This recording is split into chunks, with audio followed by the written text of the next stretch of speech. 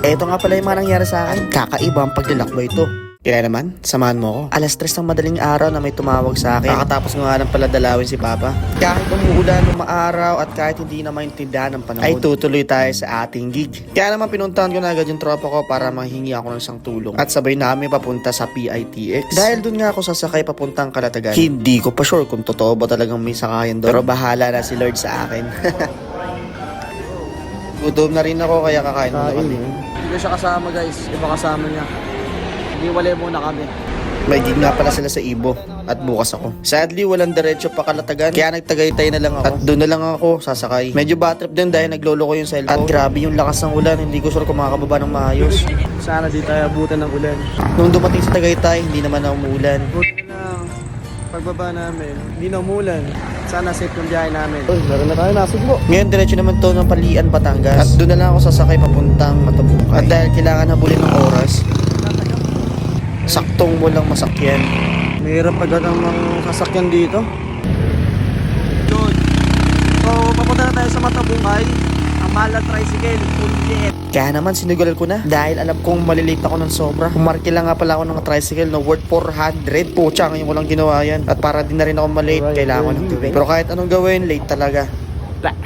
Pero sobrang worth it dito man. Si Ma'am Rodora, hello po. Yan.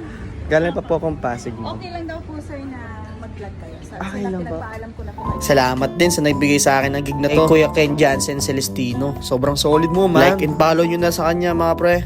Siyempre, hindi tayo magbabakasyon. Tugtog all the way tayo, mga pre. Tell me something when the rainbow's on my face. All the way is that you realize that you were there for me. Pre guys, tapos ang ating first set. Sure, man. Dito boy. Dahil hindi available lang barbecue, pupunta tayo ng buffet. Oh, Shish buffet. gosh, may just dito guys. May swimming pool dito guys. Parang ang sarap mag-swimming dito pagtapos kumanta. Silang masasabi ko, ang sarap maging basker. Buyo. Ito na ang pinaka-the best. Tsaka pagkain. Mas speaker. Aircon. CR lang yan, boy. Para ako nakapagbakasyon dito, guys. May bonfire nga rin pala sila dito. Kaso, sadly, So yun, malakas yung hangin. Supposedly guys, kailangan natin mag-pack up dahil ang lakas na ng hangin. Ayan. At thank you so much.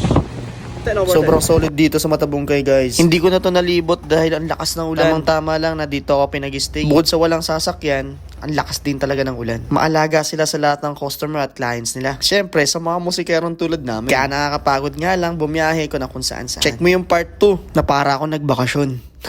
Thank you.